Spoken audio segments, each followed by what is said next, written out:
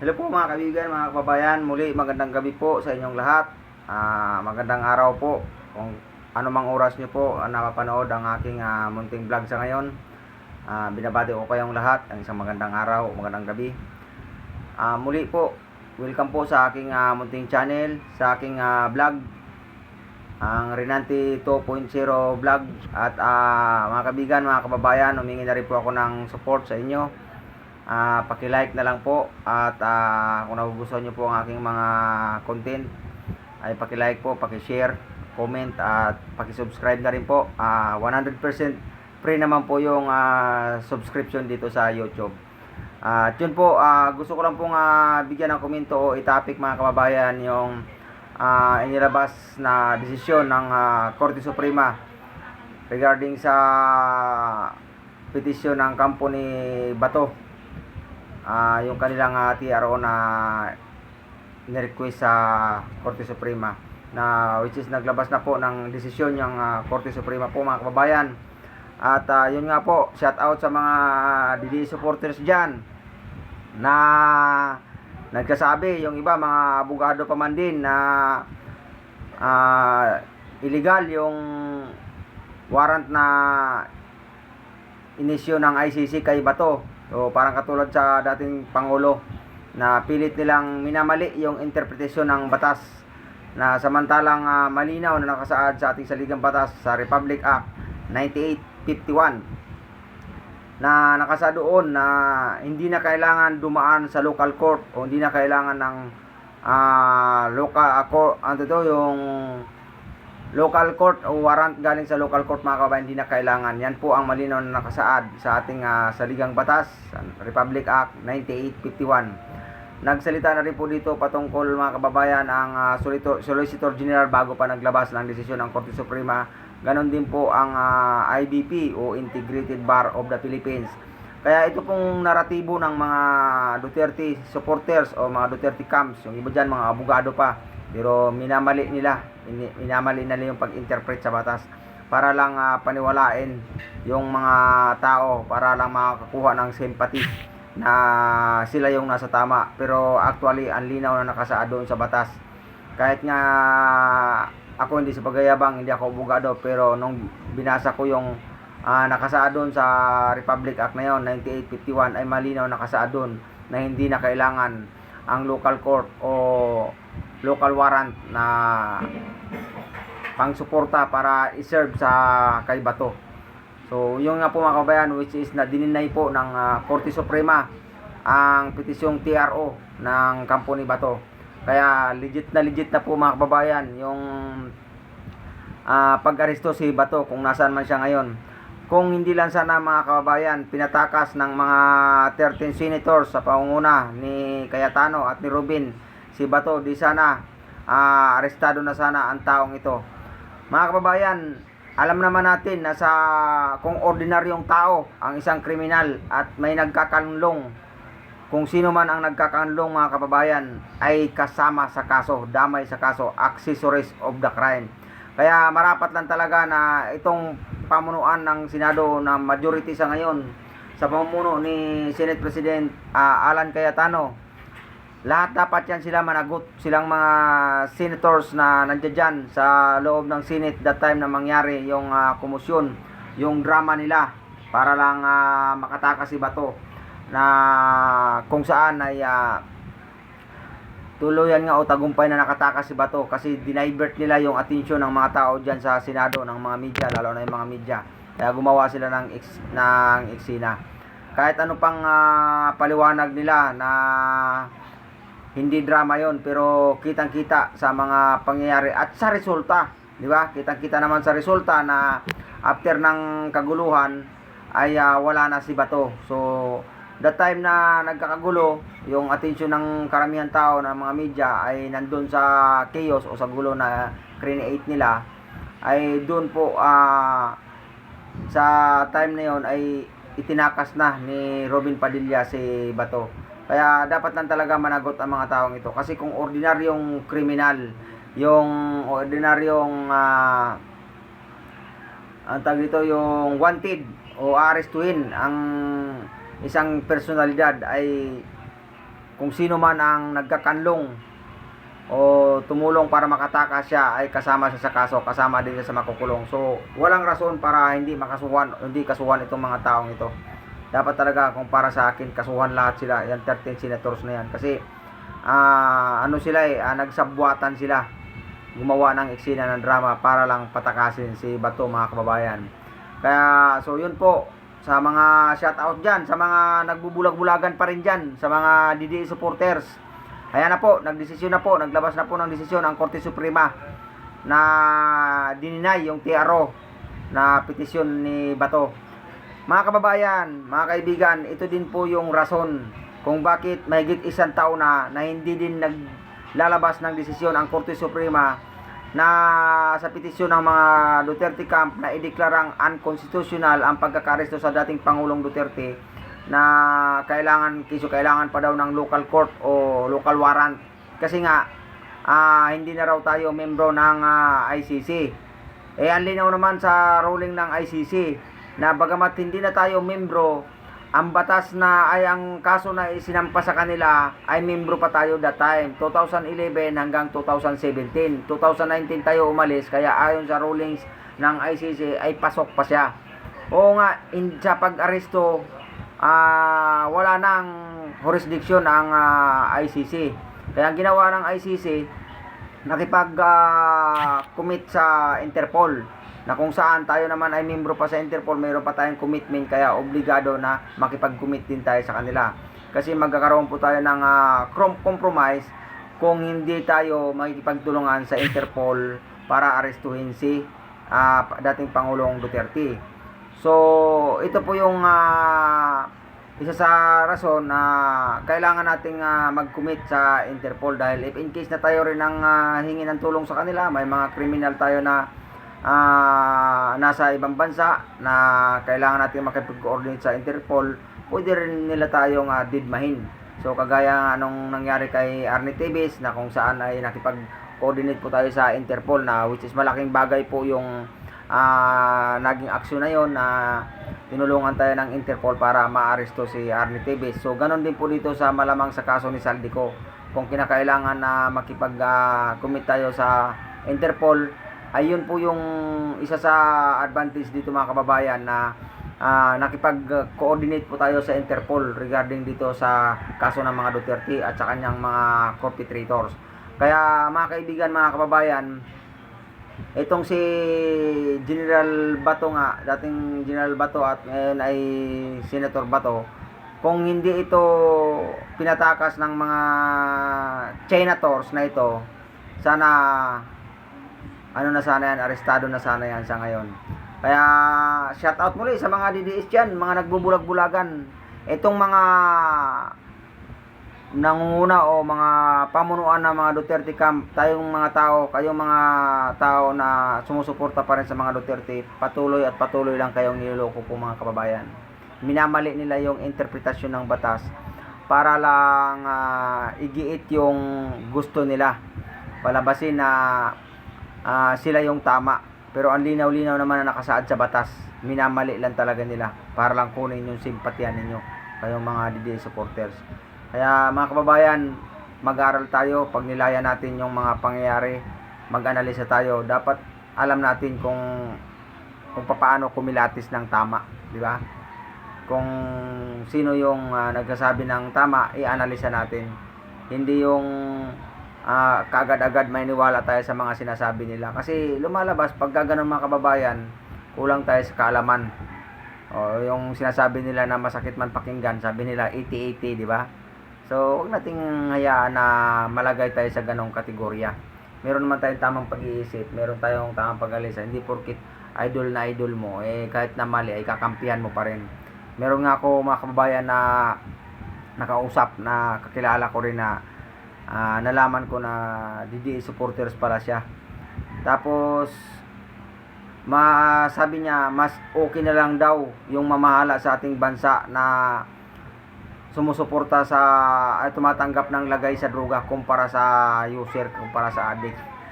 Mga kababayan, nawindang ako dun sa sagot niya sa totoo lang, kasi napapailing na lang ako ano bang klaseng mindset yun? Mas gugustuhin mo pa yung mamuno sa ating bansa na sumusuporta sa mga drug lord kumpara sa gumagamit daw, addict. Yun nga si Pangulong BBM. Mas gugustuhin niya raw na si Sara ang mamuno sa ating bansa kumpara nga daw kay BBM na addict. Kasi nga natanong ko siya kung anong masabi niya regarding sa impeachment ni Sara. Not guilty daw.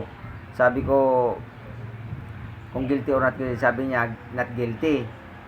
Tapos nung tinanong ko, paano naman yung record ng AMLAC na yung transaction is billion, sabi niya, naniniwala ka ba doon o hindi? Naniniwala daw siya, totoo naman daw yon na may billion talaga sila. Sabi ko, paano yan? Baka galing sa droga yon. Sabi niya, oo, galing talaga sa droga yon. Kaya yun, doon napunta yung usapan namin na sabi niya, mas gustuhin na lang daw niya yung ganon kumpara sa atin. Kaya mga kapatid, talagang matatawa ka dito sa mga DDE supporters talagang mapapasabi ka na lang 80-80 nga talaga. Sa sobrang pagka-idolo nila. Hindi ba sila marunong magtimbang-timbang, di ba? Katulad na lang yung sinabi ni Pangulong Duterte, dating Pangulong Duterte na addict bangag si BBM. Weak leader. Mga kababayan, ang dami pong naniwala doon. Milyon ang naniwala doon. Sa kabila ng lahat, na wala naman pinapakitang katibayan ang dating Pangulo na habang sinasabi niya yon sa social media o sa media, in-interview siya, walang pinapakita di ba? Wala siyang pinapakitang medical record na nag-positive si PBM sa illegal drugs o anumang illegal substance, di ba? Kasi dito natin makikita na sa kabila ng lahat ng yon ay naniwala ka ba din? So marami talaga pala sa ating mga kababayan na 80-80 milyon. So, magising na po tayo mga kababayan.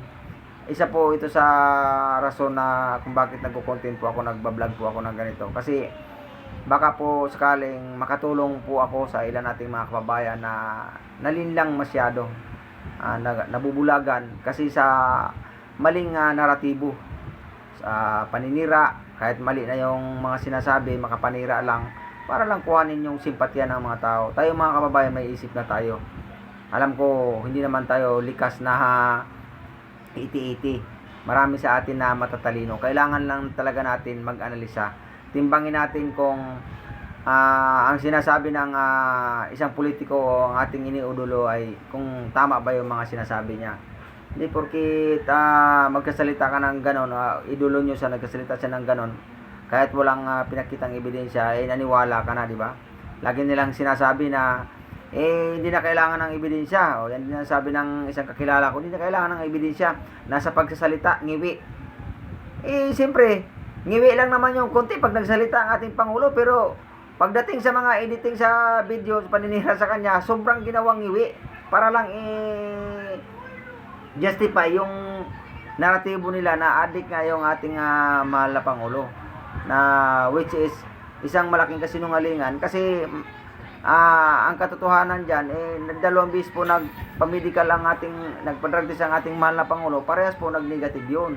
So, matatandaan natin, 2021 at saka 2022 bago mag-eleksyon mga kababayan. Kaya, dito po tayo magbase sa ebidensya, hindi yung sa kwento lang. Kasi pagka, mga kababayan, naniniwala ka sa kwento lang, kahit walang ebidensya, ayan, tawag sa'yo, 80-80 ka nga. Kaya, mga kababayan, maging vigilant tayo sa mga sinasabi ng ating mga hinangaan. Hindi porkit hinangaan natin yung tao na yan, lahat na lang ng sinasabi niya, kahit mali na, ay paniniwalaan pa rin natin. Kasi alam nyo mga kaibigan, mga kababayan, meron itong negative effect sa ating bansa.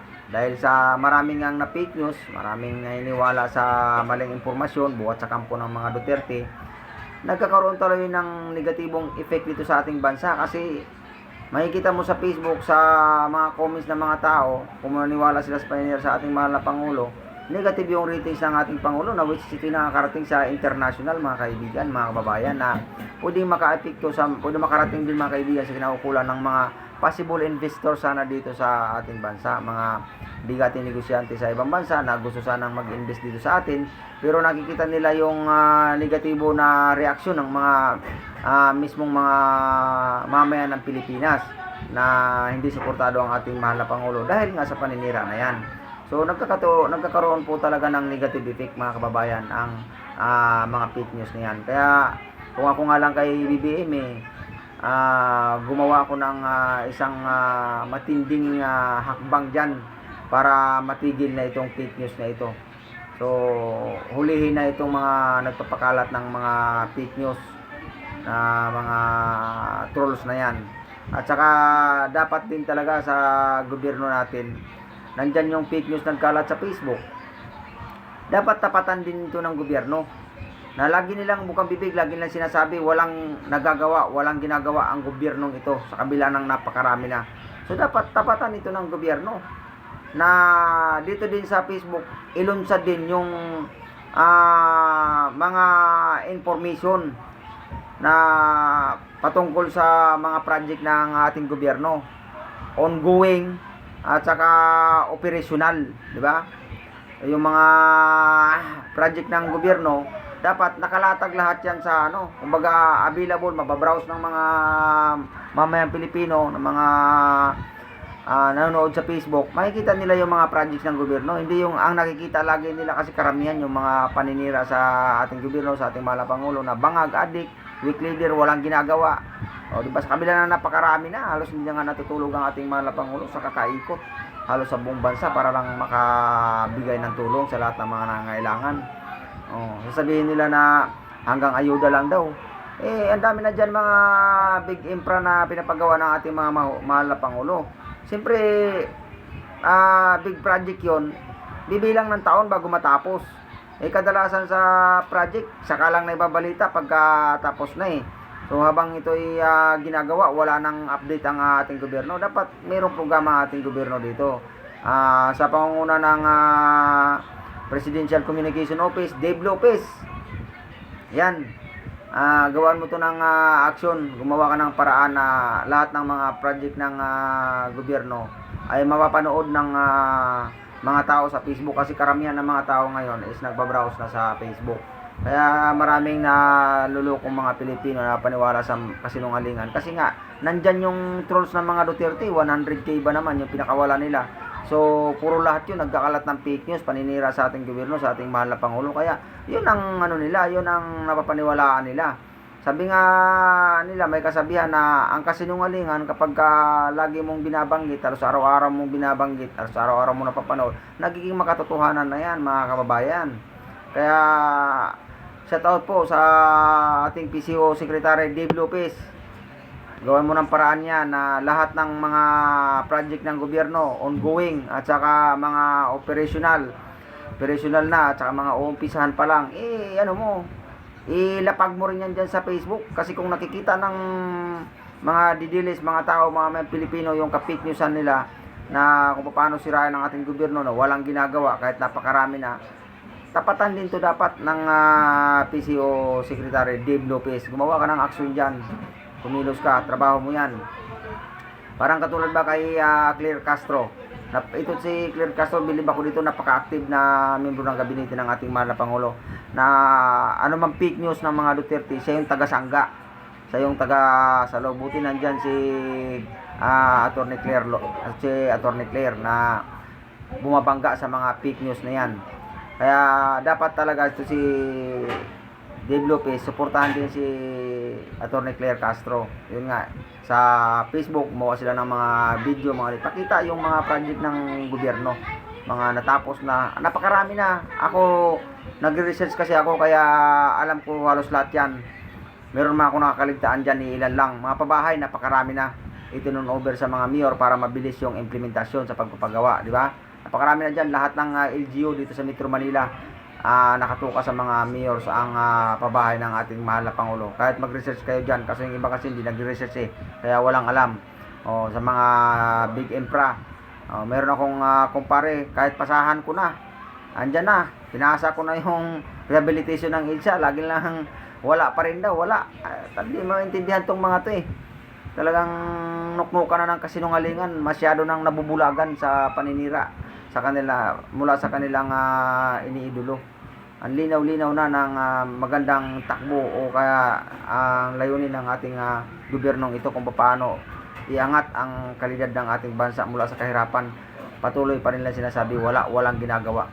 Kaya itong mga tao na to dapat sampalin to sa katotohanan Kaya Dave Lopez, ano mo, update mo yung mga programa ng ating mahal na Pangulo diyan sa Facebook, sa gumawa ka na dapat ng ng website diyan sa sa Facebook na mapapanood ng karamihan ng mamayan Pilipino para madebunk naman yung kanilang kapitnyusan na laging sinasabi na walang ginagawa ang gobyernong ito. Kasi nga daw bangag adik, weak leader. Minsan nga sa trabaho ko mag-isa lang ako versus 6 sila. Nagdi-debate kami regarding dyan. Ang lagi kong sinasabi sa kanila na kasinungalingan yung sinasabi nyo na walang nagagawa ang ating mahal na Pangulo. So yun, iniisa-isa ko. Ano bang nagawa niya? Lalatagan ko, pero pagka binanggit ko, sasabihin, aangkinin pala, kay Duterte pa yan. Sa Ginoo. Unsa man yung mga tawhana, oy. Yung mga kababayan, talagang may link ka na lang. Mapapailing ka na lang talaga sa mga DDS supporters. Pero ako naniniwala ako na may awa ang Diyos. Wala namang kasinungalingan na mananatiling kasinungalingan at walang lihim na hindi nailalantad. Mabubukayo din, mabibinggo din itong mga Duterte na to. Mabibinggo din itong mga Duterte. Kasi ako naniniwala naman ako na ang guidance ng ating mahal na Pangulo, ng ating mahal na Panginoon ay nasa ating mahal na Pangulo. Bakit? Kasi ang attitude ng ating mahal na Pangulo, yan ang attitude na nais ng Panginoon, mapagpakumbaba, di ba? Hindi niya tinatapatan kung ano man yung mga paninira, banat sa kanya. Tahimik lang siya, hindi niya tinatapatan. Kasi nga, ang attitude niya is masyadong mabait, mapagpakumbaba. Ang Panginoon na mismo ang kumikilos para ipamukha sa mga naninira sa kanya na nagkakamali sila sa aligasyon nila sa ating mahal na Pangulo. Na which is unti-unti naman ang kapalaran ang gumaganti sa ating mahal na Pangulo. Yung nagsasabi na bangag adik, weak leader, so sila ngayon yung mga nakakulong. Pag sinabing weak leader, sino ngayon ang nakakulong? Sinong lumalabas ngayon na weak? So malinaw dito na ang Panginoon ang kumikilos sa paghihiganti para sa ating mahal na Pangulo. Kaya sabi nga, ang paghihiganti ay para sa Panginoon. So, yun lamang po mga kababayan. Magandang gabi po sa inyong lahat at maraming salamat po sa inyong panood at sa inyong pagsuporta sa aking munting channel. God bless you po. Bye-bye po.